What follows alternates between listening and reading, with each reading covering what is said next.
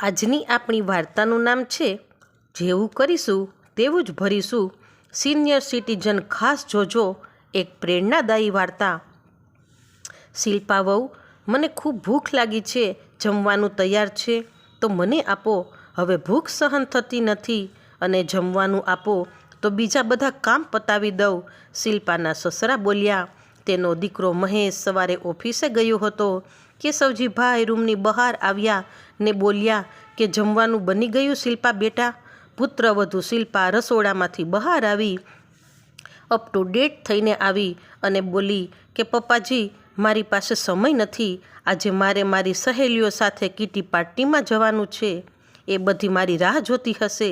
એટલું બોલી શિલ્પા બહાર જવા લાગી ત્યારે કેશવજીભાઈએ કહ્યું કે બેટા, મને ભૂખ લાગી છે અને દવા પણ પીવાની છે. જો હું જમીશ નહીં તો દવા કેવી રીતે લઈશ? ત્યાં તો શિલ્પાનો મગજ છટકી ગયો અને કડક શબ્દોમાં બોલી કે હું બોલું તે તમને સંભળાતું નથી? હું 2-3 કલાકમાં પાછી આવી જઈશ. જો તમને બહુ ભૂખ લાગી હોય તો બહાર જમતા આવો. અત્યારે મારી પાસે ટાઈમ નથી. બિચારા કેશવજીભાઈ બોલે ના બોલે ત્યાં તો શિલ્પા તેની બહેનપણીની ગાડીમાં જતી રહી. કેશવજીભાઈ ગડગડા થઈ ગયા. તેની પુત્રવધુ શિલ્પાને જોયા જ કર્યા, પણ બિચારા કરે શું? રસોડામાં જઈ ચા બનાવી. હાથ પણ ધ્રુજતા હતા. અધૂરું બિસ્કિટનું પેકેટ અને એ પણ હવાઈ ગયેલું ખાવા લાગ્યા. બિસ્કિટ પણ પ્લેટફોર્મ પર ખુલ્લા રખડતા હતા, પણ બીજો કોઈ વિકલ્પ નહોતો. પછી દવા પીધી, પણ આવી વધારે પાવરની દવા અને હવાઈ ગયેલા બિસ્કિટ.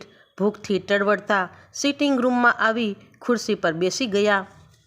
તેની નજર દિવાલ પર રાખેલી પત્નીની તસવીર પર પડી અને આંખ પાણીથી ભરાઈ આવી કે જ્યાં સુધી શોભના તું હતી ત્યાં સુધી મારું જીવન સ્વર્ગ જેવું હતું. બધાને તારી હાક હતી અને તારા લીધે બધા મારી સાથે સારો વ્યવહાર કરતા.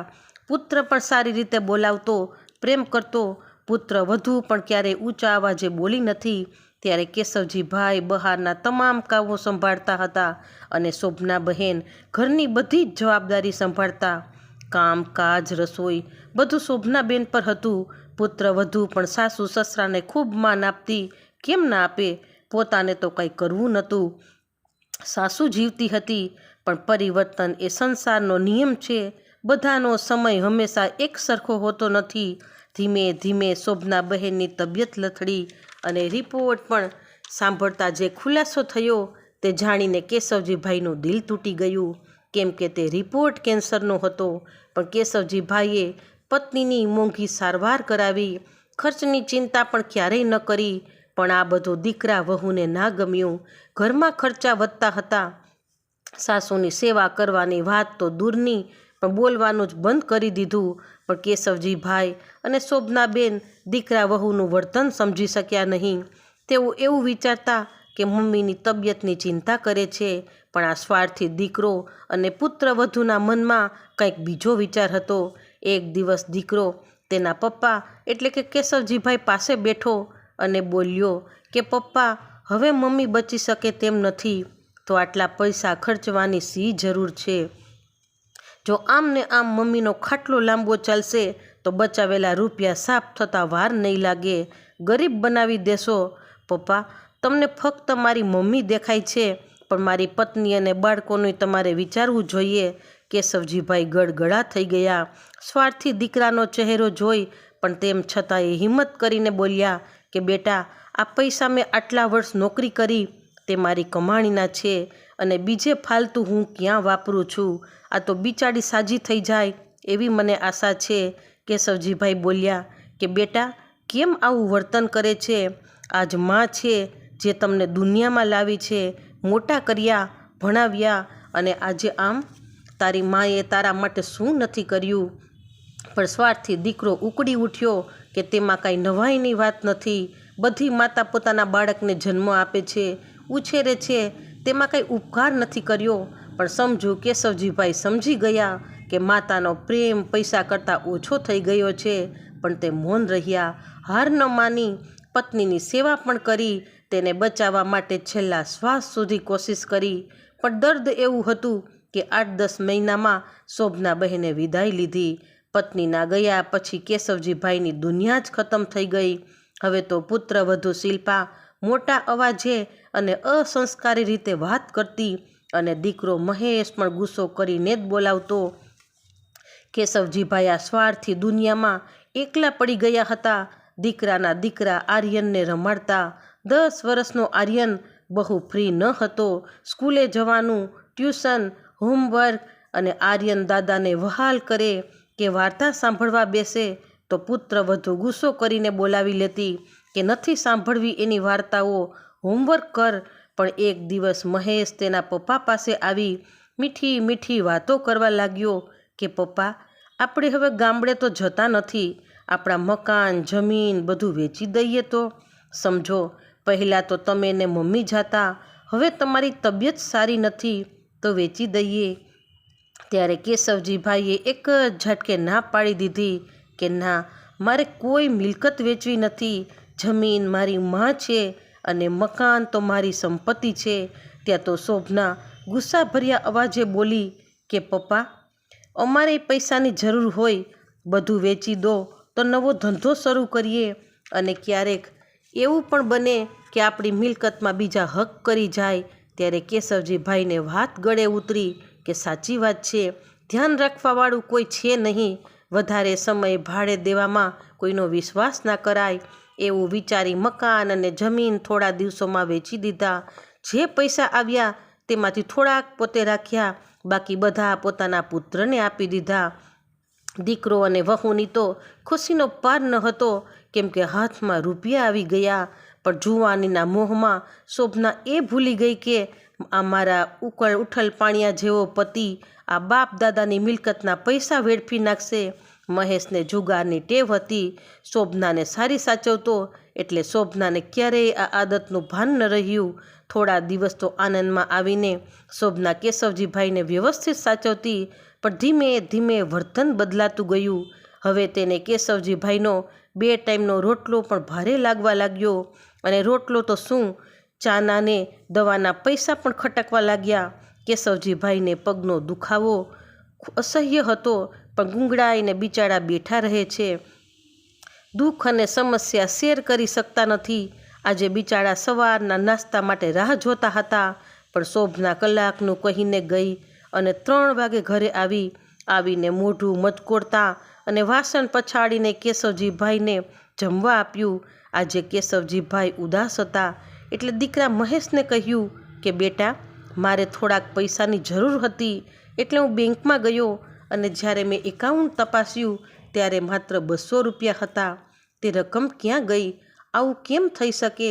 મારા ખાતામાં 20 લાખ રૂપિયા જમા કરાવ્યા હતા, તો પછી આટલા બધા પૈસા ક્યાં ગયા? પણ આપણા 2 સિવાય તો કોઈ પૈસા ઉપાડી ના શકે. ત્યારે મહેશ ગુસ્સાથી બોલ્યો, મેં ઉપાડ્યા છે. મારે પૈસાની જરૂર હતી, તેમાં શું મોટી સમસ્યા છે? બેંકમાં પડ્યા શું તમારા પૈસા ડબલ થઈ જશે? પુત્રની વાત સાંભળીને કેશવજીભાઈ ચોંકી ગયા અને રૂમમાં ચાલ્યા ગયા.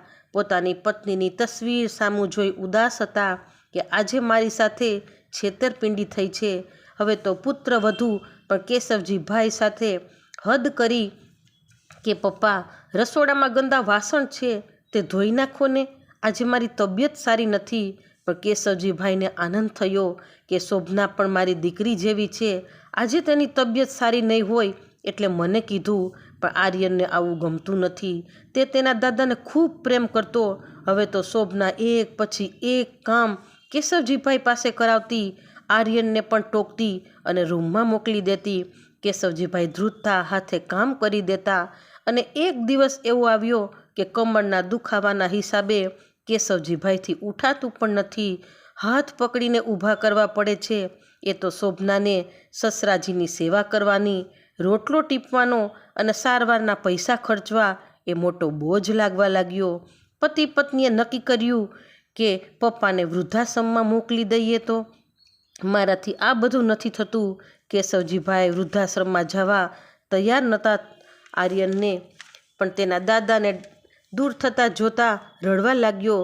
ઘરમાં મોટેથી ચીસો પાડવા લાગ્યો કે હું દાદા વિના નહીં રહી શકું.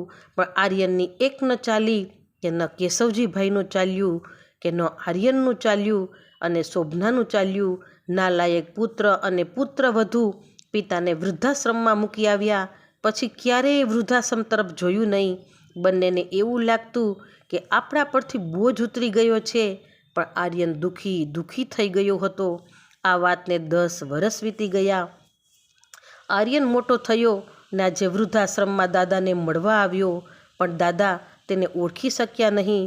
આર્યન આવી દાદાને પગે લાગ્યો ત્યારે ધ્રુજતા સ્વરે કેશવજીભાઈ બોલ્યા, અરે બેટા, તું મારો આર્યન જ છે ને? આટલું કહેતા જ વૃદ્ધ આંખોમાંથી પ્રેમ ફૂટી નીકળ્યો. આર્યન અને દાદા પ્રેમથી ગળે લાગ્યા અને બંને બાજુથી મૌન આંસુ વહી રહ્યા હતા. થોડીવાર પછી હિંમત કરીને આર્યન બોલ્યો, હવે રડશો નહીં દાદાજી, તમારા રડવાના દિવસો પૂરા થયા.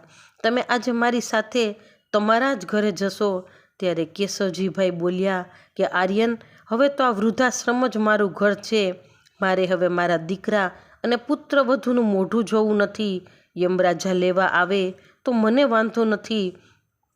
પણ આર્યન બોલ્યો, દાદા, મેં મારા મમ્મી પપ્પાને ખૂબ સમજાવવાનો પ્રયત્ન કર્યો, પણ તે સમજ્યા જ નહીં. પણ દાદા, હવે હું મોટો થઈ ગયો છું, એક સારી નોકરી કરું છું, હવે હું સારા પૈસા કમાઉં છું. હવે તમને કોઈ પણ પ્રકારની મુશ્કેલીનો સામનો નહીં કરવા દઉં. દાદાની આંખમાંથી અશ્રુનો વરસાદ વરસતો હતો. આર્યને ખંભે હાથ રાખીને પૂછ્યું, દાદા, મને કહો કે આટલા બધા તમે કેમ રડો છો? ત્યારે દાદા બોલ્યા કે બેટા, મારો પોતાનો દીકરો પોતાનો નથી તો પછી તે બીજા કોની આશા રાખે? મને તો એમ હતું કે હવે હું તારું મોઢું ક્યારેય નહીં જોઉં. ત્યારે આર્યન બોલ્યો કે દાદા, એક દિવસ પણ હું તમને ભૂલ્યો નથી, પણ મારે તમારી પાસે આવતા પહેલાં મારા પોતાના પગ પર ઊભા થવું ખૂબ જરૂરી હતું. આર્યનને મળ્યા પછી કેશવજીભાઈને ગર્વ હતો કે મને તારા જેવો પૌત્ર ભગવાને આપ્યો છે. અને આર્યન દાદાનો સામાન પેક કરવા લાગ્યો. ત્યારે દાદા બોલ્યા કે બેટા, હું મારા પુત્ર અને પુત્રવધુને સારી રીતે જાણું છું અને મારા કારણે ઘરમાં ઝઘડા થાય તેવું હું નથી ઈચ્છતો. પણ આર્યન બોલ્યો કે દાદા, તો પછી મારી પત્ની સુહાસીને આશીર્વાદ કોણ આપશે? અરે આર્યન, તું પરણી ગયો? દાદા બોલ્યા, ના દાદા, લગ્નની બધી તૈયારી થઈ ગઈ છે, પણ તમે આવશો તો જ હું લગ્ન કરીશ. અને દાદા બોલ્યા, મારા પૌત્રના લગ્ન થતા હોય અને હું ન આવું તેવું બને ખરું? છોકરી ક્યાંની છે અને કોણ છે? દાદા, સુહાસી કલકત્તાની છે. હું ત્યાં ભણવા ગયો હતો અને અમે સારા મિત્ર બની ગયા. હવે લગ્ન કરીએ છીએ. અને આર્યને આશ્રમના ટ્રસ્ટી સાથે વાત કરી અને સામાન પેક કર્યો અને દાદાને ખંભે ઝાલીને ચાલતો થયો.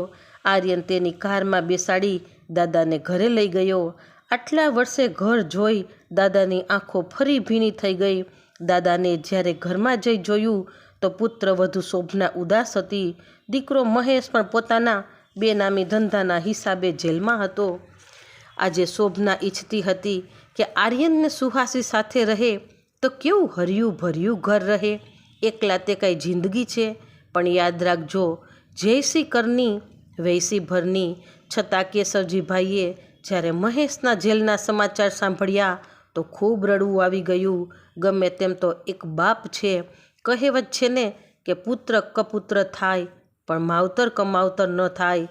આજે આર્યનને દુલ્હાના રૂપમાં જોઈ આનંદ પણ હતો. લગ્નની બધી વિધિઓ પૂરી થઈ.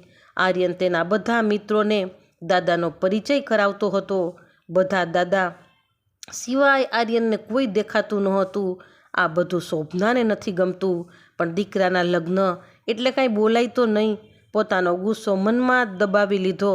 આર્યનના લગ્ન પૂરા થયા. ઘરમાં સુહાસી આવી. થોડા દિવસોમાં મહેશને જેલમાંથી છૂટો કરવામાં આવ્યો. પણ ફરી ઘરમાં ખુશીનું વાતાવરણ થયું. પણ શોભનાને દાદા ખટકતા હતા. તેણે આર્યનને કહ્યું કે બેટા, હવે તો લગ્ન પતી ગયા. તેને ઘણા દિવસો થઈ ગયા. ફરી દાદાને પાછા વૃદ્ધાશ્રમમાં મૂકી આવ્યા છે. ત્યારે આર્યન ઉકળી ઉઠ્યો કે મમ્મી, હું પણ એવું જ વિચારું છું કે આ મકાન દાદાનું છે, તેના નામનું છે. તેમ તેને અપમાન કરી ઘરની બહાર કાઢ્યા, વૃદ્ધાશ્રમમાં મોકલ્યા. પણ તેનું મન કેટલું મોટું છે કે તેને તમને આ ઘરમાંથી ન કાઢ્યા. પણ મમ્મી પપ્પા, હું તમારી સાથે રહેવાનો નથી, મારી પાસે કોઈ અપેક્ષા ન રાખતા. અને મમ્મી, તમારો અને પપ્પાનો સામાન પેક કરો, તમારે જ્યાં રહેવું હોય ત્યાં જાઓ. એટલે તમને પણ ખબર પડે કે દીકરો જ્યારે ઘરમાંથી કાઢે છે ને ત્યારે દિલમાં શું વીતે છે. હવે આ ઘર દાદાનું છે, એટલે આ ઘરમાં હવેથી હું, સુહાસી અને દાદા રહેશું. અને મહેશ અને શોભના ભાડેથી મકાન લઈ બીજા ઘરે ચાલ્યા ગયા. દાદાના તો સુખના દિવસો વીતવા લાગ્યા.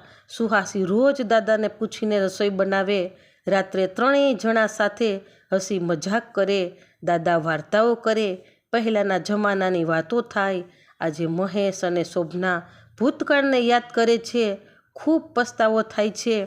અને સુહાસી અને આર્યનને વાતે વાતે દાદા માથે હાથ મૂકીને આશીર્વાદ આપે છે કે આજના યુગનો મારા પૌત્ર, મારો શ્રવણ. તો ફ્રેન્ડ્સ, જો આ સ્ટોરી ગમે તો like, share and subscribe. Thanks for watching.